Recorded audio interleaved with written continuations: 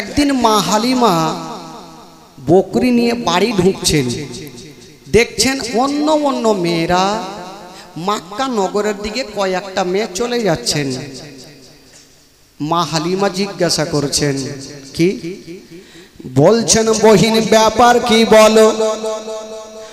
তোমরা দু চারটা মা এই রাস্তা ধরে কেন যাচ্ছ?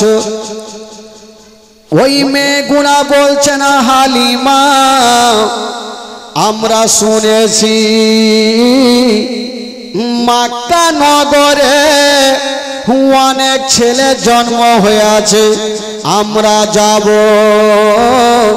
আর একটা সন্তানকে নিয়ে এসে আমরা দুগ্ধ পান করাবো, যা বেতন পাবো আমাদের সংসার হালকা হবে।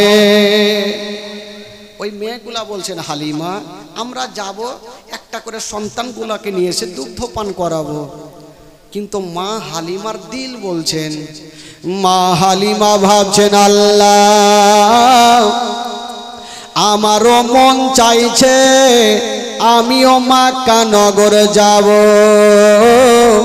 আর একটা সন্তানকে নিয়ে আসিব, 2 বছর দুগ্ধ পান করাবো, যা বেতন পাবো আমাদের সংসার হালকা হবে।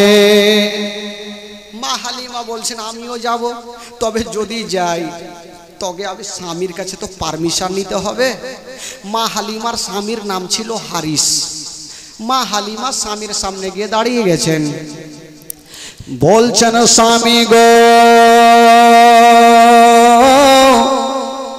শুনেছি মক্কা নগরে অনেক ছেলে জন্ম হয়েছে, অন্য অন্য মেয়েরা যাচ্ছে, আমিও যাব আর একটা সন্তানকে নিয়ে আসিব, আমি দুগ্ধ পান করাবো।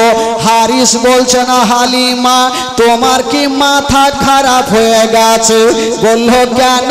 বলো একটা সন্তানকে তুমি পেট ভর্তি করে দুগ্ধ পান করাতে পারো না, আর একটা সন্তানকে নিয়ে এসে তুমি কেমন করে দুগ্ধ পান করাবে?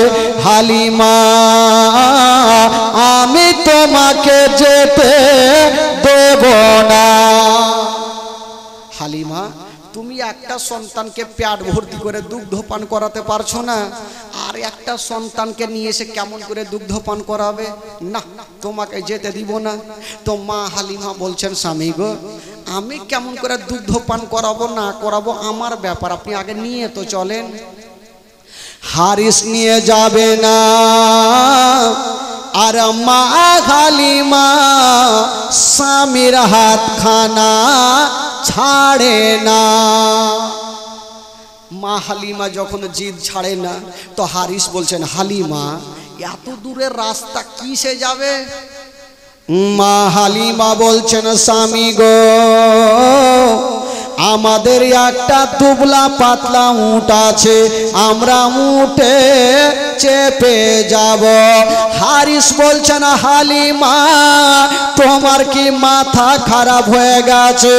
আমাদের উটটা মাটিতে বসে গেলে উঠতে পারে না, ওই উটে যদি স্বামী স্ত্রী চেপে যায় তবে কিয়ামত পর্যন্ত মক্কা নগর যেতে পারবে না। আমাদের দুবলা পাতলা উট কেমন করে যাবে? হালিমা ভাবছেন স্বামীকে তো রাজি করতেই হবে, কি বলবো? বলছেন, স্বামী গো একটা উপায় আছে। বলল, কি উপায়? বলছেন, স্বামী গো আমরা উটে চেপে যাব না। উটে যাবে না তাহলে কিসে যাবে? হেঁটে তো যাওয়া যাবে না। বলছেন, স্বামী গো আমি লাগাম ধরে টানবো আর আপনি পিছনে পিছনে হাঁকাবেন। আমি লাগাম ধরে টানবো, আপনি পিছনে পিছনে হাঁকাবেন। আমরা যাবার সময়তে মক্কা নগরে হেঁটে যাব। সেইখানে যদি কোনো সন্তান পেয়ে যায় তবে উঠে চাপিয়ে নিয়ে আসিব। যাওয়ার সময়তে একটু আমাদের উঠ তো আরামে যাবে, চলুন। তো হারিস বলছে বিবি যখন তুমি জিদ ছাড়ছো না, চলো তাহলে। তো যে উঠে যাবে ওই উঠটা বাবা মাটিতে বসেছিল, চাবুক মারতে মারতে উঠকে দাঁড় করালো। এবার মা হালিমা উটের লাগাম ধরে টানছে গো, আর হারিস পিছনে পিছনে হাঁকাচ্ছে। বাবা দুবলা পাতলা উট চলতে পারে না, আস্তে আস্তে চলে বন্ধুরা। আর অন্য অন্য মেয়েরা মা হালিমা অর্ধেক রাস্তাও গেল না, অন্য অন্য মেয়েরা বাবা মক্কা নগর পৌঁছা গেল। মা হালিমা অর্ধেক রাস্তাতেই থাকলো, আর অন্য অন্য মেয়েরা মক্কা নগর পৌঁছে গেল। তো মা হালিমা নিজের স্বামীকে নিয়ে অর্ধেক রাস্তাতেই থাক। যে মেয়েগুলা আগে মক্কা নগর চলে গেছেন তাদের ঘটনা কি ঘটছে শুনেন ভাই। মা গো শুনবেন মা। যেমনই মেয়েগুলা মক্কা নগরে যাওয়া বাবা ভালো ভালো সন্তানগুলাকে নিয়ে বাবা বাড়ি চলে যাচ্ছেন। আমার নবীকে কেটা নিয়ে যাবে। হাই রে মা আমেনা আমার নবীকে ঘরে রেখে দিয়া বারান্দায় দাঁড়িয়ে দাঁড়িয়ে দেখছেন আল্লাহ আমার সন্তানকে কেটা নিয়ে যাবে। আমেনা তাকিয়ে দেখছেন, বেচারা স্বামী নাই জগতে, তাকিয়ে তাকিয়ে দেখছেন আর বলছেন আল্লাহ আমার ইয়াতিম সন্তানকে কেটা নিয়ে যাবে। হাজার হলো যার স্বামী নাই মা, তার জগতে কিছুই নাই। মা আমেনা কাঁদছেন আর বলছেন আল্লাহ আমার সন্তানকে কেটা নিয়ে যাবে। হায় রে আমেনা আমার নবীকে ঘরে রেখে দিয়া বারান্দায় দাঁড়িয়ে দাঁড়িয়ে চোখের পানি ফেলছেন বাবা, আর বলছেন আল্লাহ আমার সন্তানের বাবা নাই বলি আমার ইয়াতিম সন্তানকে কেউ নিয়ে যায় না। আমেনা কাঁদছেন আর বলছেন আল্লাহ আমার ইয়াতিম সন্তানকে কেটা নিয়ে যাবে। একটা মেয়ে চলে আসিল, বলছেন বহিন আমেনা তোমার বাড়িতে কি সন্তান আছে? আমেনা বলছেন বহিন আছে। বলছেন আমেনা তোমার সন্তানকে আমাকে দাও আমি নিয়ে যাব। মা আমেনা বলছেন বহিন শুনো আমার সন্তানকে নিয়ে যাবে, তবে একটা কথা মনে রাখিও আমার সন্তান আছে গো, এ সন্তানের বাবা বেঁচে নাই। যেমন এই কথা বলা ওই মেয়েটার স্বামী বলছেন বিবি যার বাবা বেঁচে নাই ওই ইয়াতিম সন্তানকে নিয়ে যাব না। চলে আসো বিবি চলে আসো। মেয়েটা যেতে নাই, আমেনার চোখ দিয়ে যেন পানি থামলো না। আল্লাহ গো আমার স্বামী যদি বেঁচে থাকতো আমার এই ছেলেকে ইয়াতিম বলে হেলা করতো না। মা আমেনা ডুবরে ডুবরে কাঁদছে আর ভাবছেন আল্লাহ গো আমার সন্তানকে কেউ নিয়ে যায় না। আমেনা ভাবছেন আল্লাহ আমার সন্তানের চেহারা দেখলে বাঘের দিল পর্যন্ত গলে যাবে, আমার সন্তানের চেহারা দেখলে পাথর পর্যন্ত গলে যাবে। আমেনা বলছেন আল্লাহ আমার সন্তানকে আমি নিয়ে আসিব, আমার কোলে রাখবো, অন্য অন্য মেয়েরা আমার সন্তানের চেহারা যদি দেখে নাই তবে আমার সন্তানকে নিয়ে যাবে। হায় রে মায়া মেনা বাবা গো, ঘরে গিয়েছেন বাবা আর আমার নবীকে কোলে নিয়ে আসিলেন বন্ধুরা। ও গো মা, যেমন নিয়ে আসা গেলো মায়া মেনা আমার নবীর কপালে চুমা খাচ্ছে, একবার গালে চুমা খাচ্ছে, একবার মুখে চুমা খাচ্ছে মা, আর চোখ দিয়া যেন চর চর করে পানি ঝরে যাচ্ছে। আর বলছেন ওরে বহিনেরা আমার সন্তানকে নিয়ে যাও, তোমরা বেতনের চিন্তা করো না, কিন্তু নিয়ে যাই না। লাস্টেকার সময় একটা মা চলে আসিল, আমেনা তোমার সন্তানকে আমি নিয়ে যাব, তবে যাব ঠিক একবার আমার কোলে দিয়ে দাও। যেমনই মা আমেনা আমার নবীকে মেয়েটার কোলে দিয়েছেন, মেয়েটা বলছেন আমেনা তোমার সন্তানকে নিয়ে যাব। হায় রে আমেনা বলছেন বহিন শোনো, আমার সন্তানকে নিয়ে যাবে যাও, তবে যাওয়ার আগে একটা কথা মনে রাখিও। আমেনা কি হয়েছে বলো? আমেনা কাঁদতে কাঁদতে বলছেন বহিন আমার সন্তানকে নিয়ে যাবে, কিন্তু বহিনী একটা কথা মনে রাখিও, আমার সন্তানকে নিয়ে যাও যার বাবা জগতে বেঁচে নাই। স্বামীর কথা মনে পড়ে যাচ্ছে, আমেনা ডুবরে ডুবরে যেন কাঁদতে লেগেছেন বাবা।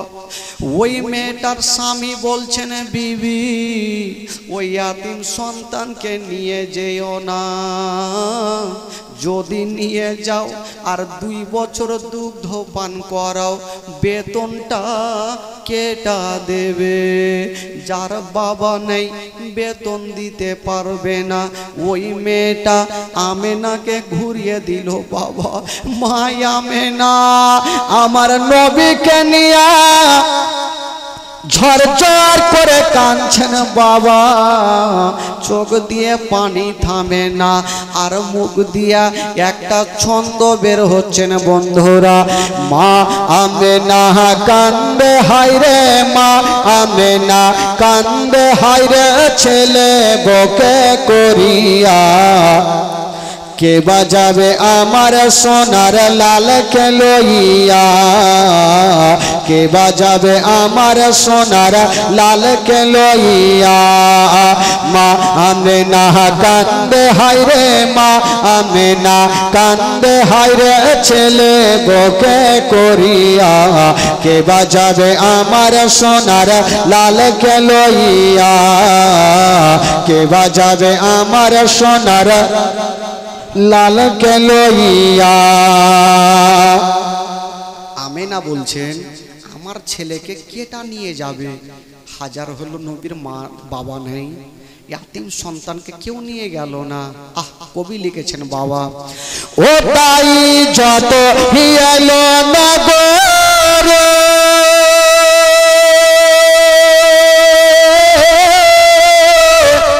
আর শিশু মুস্তাফাকে তুলে আদর করে। ওই যে মেয়েগুলো আসলো আমার নবীকে কোলে নিয়েছেন বাবা, তারপরে কি ঘটছে শুনুন। ও তাই যত হিয়ালো নগর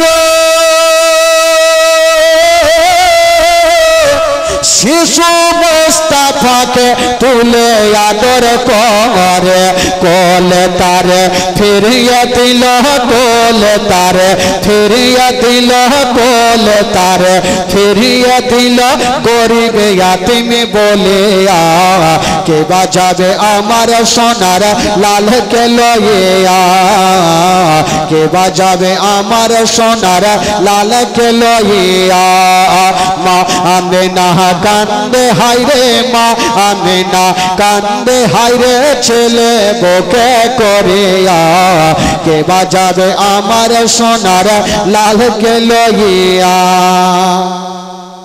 হাজার হলো মা নিজের সন্তানকে কখনো ফেলতে পারবে না ভাই যখন আমার নবীকে নিয়ে গেল না আমেনা কাঁদতে কাঁদতে আমার নবীকে বুকখানে লাগিয়েছেন আর গালে মুখে চুমা খাচ্ছেন আর বলছেন বেটা আমি তোমাকে কাউকে দেব না বেটা যখন তোমাকে নিয়ে গেল না আমি তোমার মা তোমারে আদর যত্ন করব বেটা আমি তোমার মা তোমার দেখভাল করব কবি লিখেছেন বাবা মা আমেনা কি বলছেন শুনুন ও দেব না দেব না কাউকে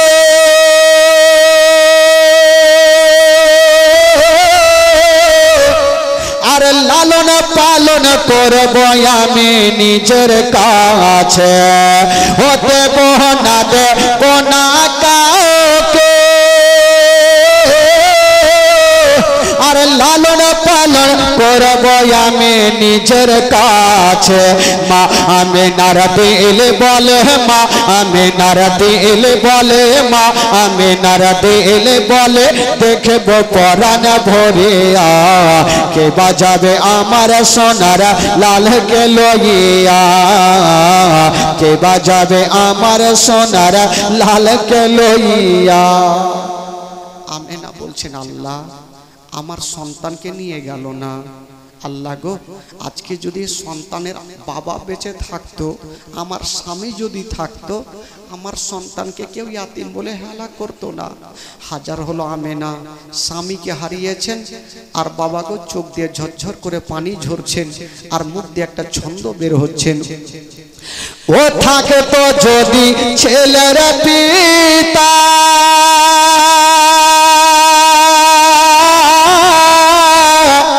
আর হাজার দুঃখ হতো না মোর দিলে ব্যথা ও থাকে তো যদি ছেলের পিতা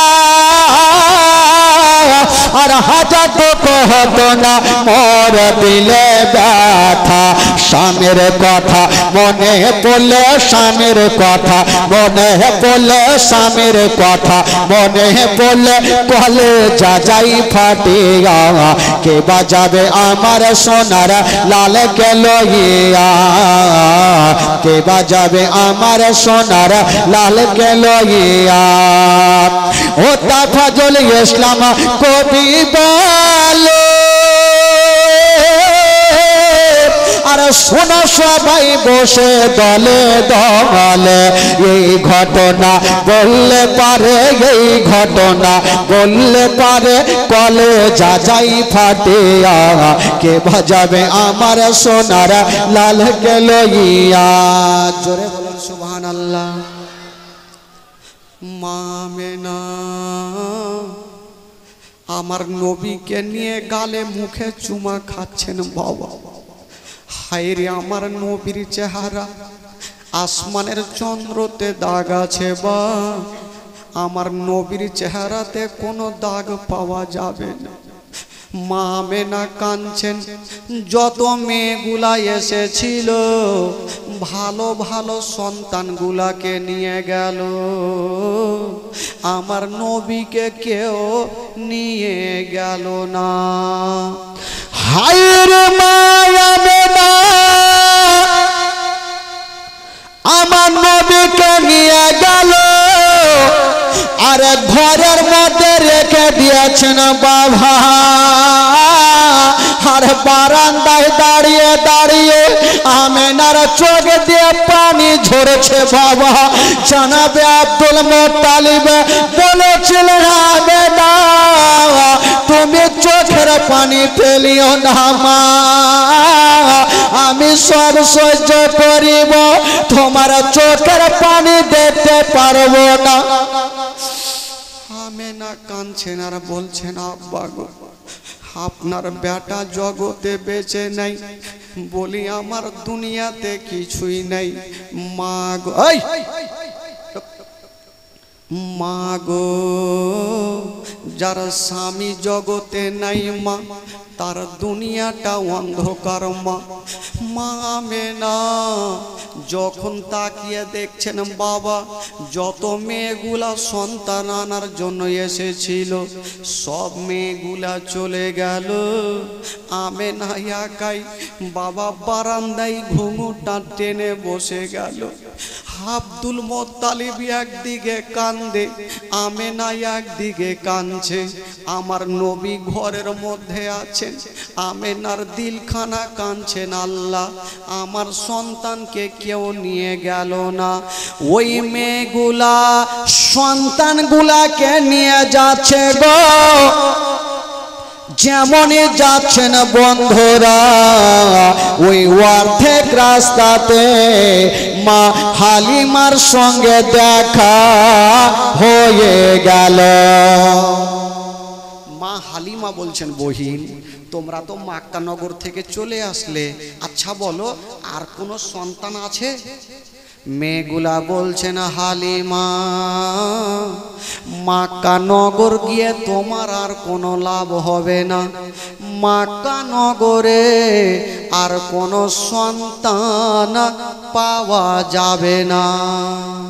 তো হারিস বলছেন, হালিমা এ মেয়েগুলা সত্যি কথা বলেছে, চলো অর্ধেকটা এসেছি, বেকার বেকার আর মক্কা যাব না, চলো বাড়ি ঘুরে চলো।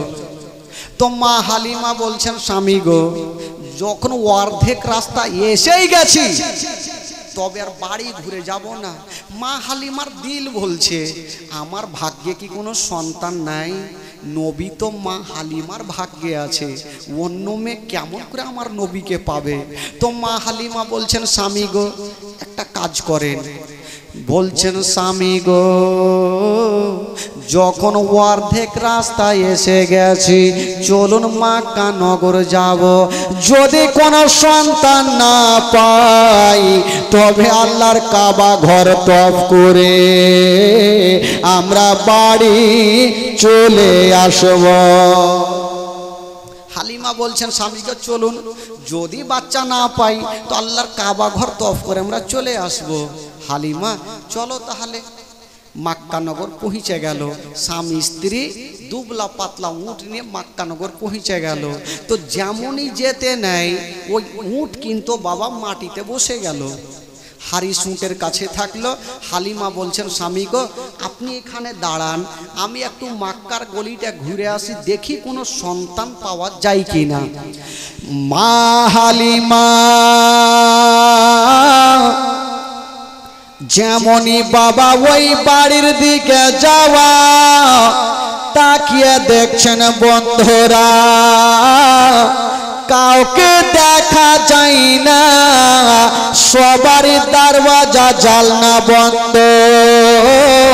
কেবল একটু দূরে তাকিয়ে দেখছেন মা একটা দরওয়াজা খোলা আছে, আর কে আগে জন দরওয়াজায় বসে আছে, ওটা অন্য কেউ নয়, ওটা হলো নবীর মা আমেনা। ওটা অন্য কেউ নাই, আমেনা দরওয়াজায় মাথাটা ঢেকে চেহারাটা ঢেকে বসে আছেন। মা হালিমা পার্শ্বে গিয়েছেন, বলছেন বহিন তুমি মাথা একবার উঠাও। তো মা হালিমা নজর করছেন কোথায় থেকে একটা কান্নার আওয়াজ আসছেন। মা হালিমার চতুর্দিকে তাকিয়ে দেখছেন কোনো লোক তো দেখা যায় না, কান্নার আওয়াজ কোথায় থেকে আসছে। বলছেন বহিন মাথাটা তুলো। মা আমেনা যেমনই মাথা তুলেছেন বন্ধুরা, দেখছেন মা আমেনা স্বামীর জন্য এত কেঁদেছেন। মা আমেনার চোখগুলা লাল লাল হয়ে গেছে, চোখের পানিতে বুকটা ভিজে গেছে। মা আমেনা বলছেন, বহিন বলো তুমি কেন এসেছো বলো। মা হালিমা বলছেন, বহিন আমি একটা সন্তান পাওয়ার আশাতে এসেছি। মা আমেনা চোখের পানি মুছে দিয়া বলছেন, বহিন যাও, আমার একটা সন্তান আছে, আমার সন্তানকে আমি কাউকে দেব না। বলল কেন? বলল এই জন্য দেব না, আমি একটা মেয়েকে দিয়েছিলাম, আমার সন্তানকে ফেরত দিয়ে দিয়েছে। হায়রে মা হালিমা বলছেন, হাল আমেনা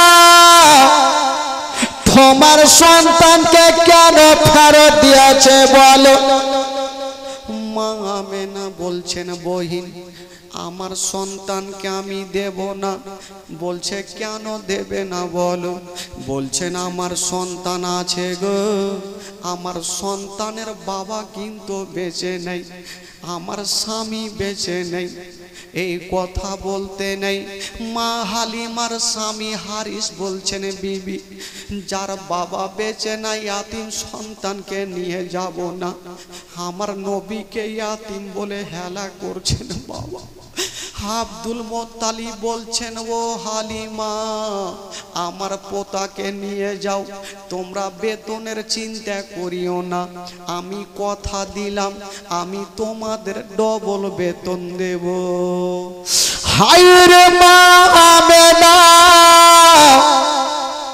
হালিমার হাত কানা ধরেছে আর বলছেন, বহিন হালিমা আমার সন্তানকে নিয়ে যাও, তুমি বেতনের চিন্তা করিও না, তুমি বেতনের কথা ভাবিও না, আমার স্বামী নাই তো কি, আমি এখনো বেঁচে আছি, আমি তোমাকে ডবল বেতন দেব। হালিমা নিয়ে যাও। হাজার হলো মা আমেনা কাঁদছেন, কিন্তু আব্দুল মোত্তালিব এসে বলছেন, হালিমা আমার পোতাকে তুমি নিয়ে যাও, বেটি তুমি বেতনের চিন্তা করিও না। আর হারিস বলছেন, হালিমা চলে এসো, ইয়াতিম সন্তানকে নিতে হবে না। মা হালিমা বলছেন, স্বামী একটু দাঁড়িয়ে যান, আমি বাড়ি থেকে যখন এত দূর এসে গেছি, যতক্ষণ পর্যন্ত ওই আমেনার ছেলের চেহারাখানা দেখব না, আমি বাড়ি ফিরে যাব না। স্বামী গো এত দূর এসে গেছি, একটু তো আমেনার ছেলের চেহারাখানটা তো দেখবো। আমেনা ও বহিন আমেনা একবার ঘরে নিয়ে চলো, আর তোমার ছেলের চেহারাখানা একবার আমাকে দেখাও। ঠিক আছে চলো। যেমনই মা আমেনা আগে আগে চলে আর মা হালিমা পিছন পিছন চলে। মা আমেনা ঘরে গিয়া আমার নবীকে কোলে নিয়েছেন, বাবা হালিমার সামনে রেখেছেন। যেমনই রাখতে নাই বন্ধুরা, আমার নবী পাক মা আমেনার কোলে ছিল, মা হালিমার সামনে যেমনই আসা নবী মুস্তাফা বাবা গো ওই বাচ্চা কালে চোখটা খুলে দিয়া মা হালিমার দিকে দেখে একটু মুস্কি মেরে হেসে গেল। কোন বাচ্চা বাচ্চি যখন কাউরি দিকে দেখে একটু হাসবে, ময়া মমতা বেশি হবে। তো হালিমা ভাবছেন এত সুন্দর চেহারা, আমি তো ছেলে বহু দেখেছি, কিন্তু এত সুন্দর চেহারা আমি কখনো দেখিনি। আর আমার দিকে দেখে হাসলো, আমেনা একবার তোমার সন্তানকে আমার কোলে দাও, আমি এ সন্তানকে নিয়ে যাব। তবে হালিমা ভাবছেন আমি যে সন্তানকে নিয়ে যাব আগে দুগ্ধ পান করিয়ে দেখি আমার দুগ্ধ পান করে কি করে না। মা হালিমা নবীকে নিয়া বাবা ডানি স্থানে লাগিয়েছেন, আমার নবী দুগ্ধ পান করছেন, বামি স্থানে লাগাচ্ছেন, আমার নবী মুখটা টেনে নিচ্ছে। মা হালিমা ভাবছেন ব্যাপার কি, আমার একটা স্থান পান করছে একটা পান করছে না, কারণটা তো বোঝা যায় না। আবার লাগিয়ে দেখি, আবার ডানি স্থানে লাগাচ্ছে না, আমার নবী দুগ্ধ পান করছে না, বামি স্থানে লাগাচ্ছে না, আমার নবী মুখটাকে টেনে নিচ্ছে না। কেন টানছে না বন্ধুরা? ও জননী মা, আমার নবী ভালো করে জানে এই মা হালিমার একটা বেটা মাসুদ ওই বাড়িতে শুয়ে আছে, আমি যদি দুটা স্থান পান করে নি তবে আমার ভাই মাসুদ কোনটা পান করবে? আমি একটা পান করব আর একটা আমার দুটো ভাইয়ের জন্য রেখে দিব। জোরে বলুন, একটা পান করব আর একটা আমার দুগ্ধ ভাই মাসুদের জন্য রেখে দিব। আমার নবী দুগ্ধ পান করলেন। মা হালিমা বলছেন আমেনা আমি তোমার সন্তানকে নিয়ে যাব, আমাকে খুশি মনে বিদায় দাও। হাজার হলো সন্তানকে বিদায় দিচ্ছেন আমেনা। মা আমেনা হালিমার হাতখানা ধরে বলছেন বহিন হালিমা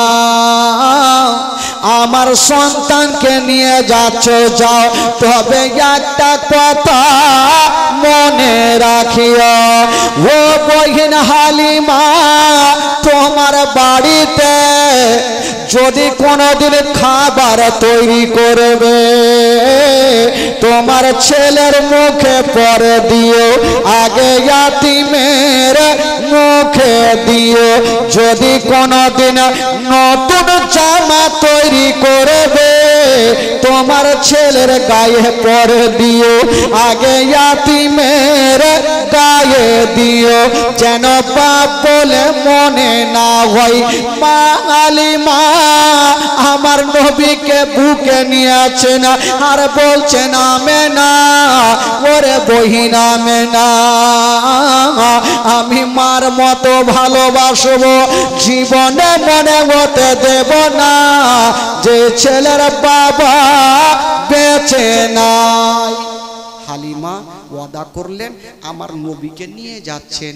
আব্দুল মুত্তালিব বৃদ্ধ এসে বলছেন হালিমা ও বেটি হালিমা তুমি আমার পোতার দেখভাল করো, দুগ্ধ পান করাও, তবে মা একটা কথা মনে রাখবে তুমি বেতনের চিন্তা করো না, তার বাবা নাই তো কি, আমি তো দাদুজান বেঁচে আছি, আমি বেঁচে থাকতে তুমি বেতনের চিন্তা করো না। কথা দিলাম আমেন হালিমা আমি তোমাকে ডবল বেতন দিব রে বেটি, যাও আমার এই পোতাকে নিয়ে যাও। তো মা হালিমা আমার নবীকে পেয়ে খুশি হলেন, নিয়ে যাচ্ছেন বাবা। আর ওই দিকে যে উঁটে চেপে এসেছিল ওই উঁটটা হাত পা ছেড়ে দিয়ে মাটিতে বসে গেছে। তো হারিস পার্শ্বে দাঁড়িয়ে দাঁড়িয়ে মাথা চুলকাইছে, ব্যাপার কি, হে উটকে আমি উঠাবো কেমন করে আর এত দূর নিয়ে যাব কেমন করে। আহ যেমনই বেরাদার বন্ধুগণ বাবাজি আমার শোনো মা, ওই হারিস উটের পাশে দাঁড়িয়ে ছিলেন বাবা। আমার নবী যেমনই উটের কাছে যাওয়া ওই উটকে ইশারা করতে হলো না, চোখ চাবুক মারতে হলো না, হাইরে বেজুবান জন্তু আমার নবীকে দেখে সালাত হয়ে দাঁড়িয়ে গেল। জোরে বলুন, মোহব্বতে বলুন সুবহানাল্লাহ। দাঁড়িয়ে গেল। তো যখন উট দাঁড়িয়ে গেল তো হারিস মনে মনে ভাবলো আমার উটকে মনে হয় কোনো মারাত্মক জিন ভূতে ধরেছে।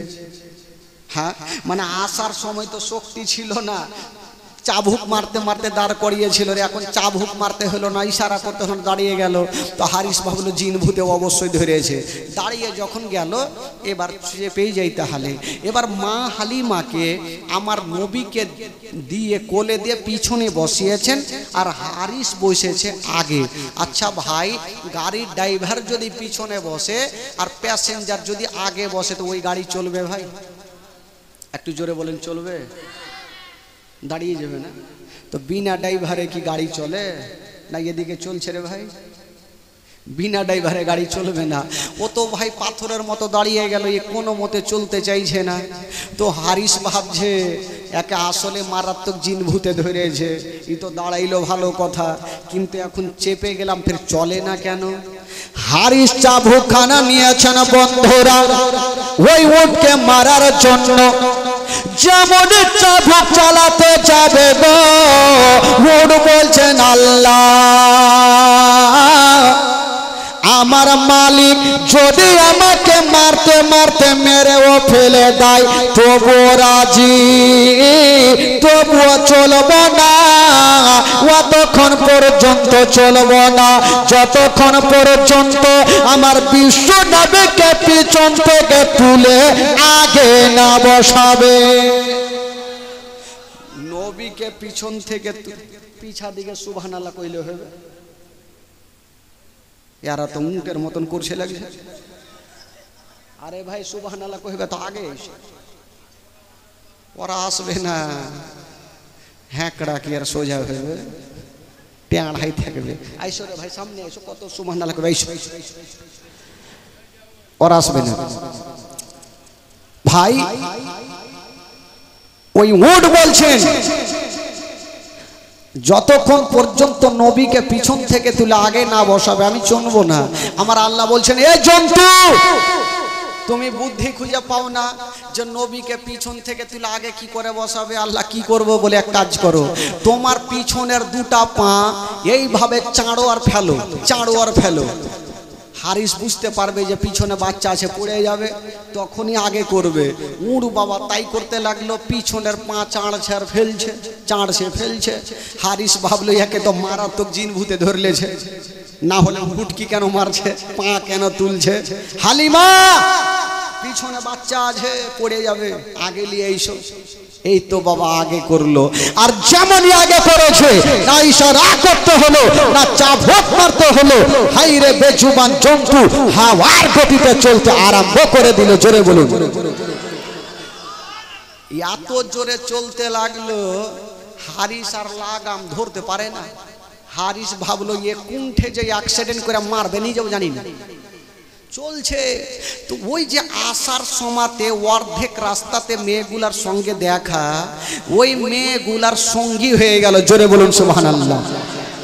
তো মেয়েগুলা বলছেন হালিমা তুমি যে উটে গিয়েছিলে ওটা বিক্রি করে এটা কি নতুন খরিদ করেছ?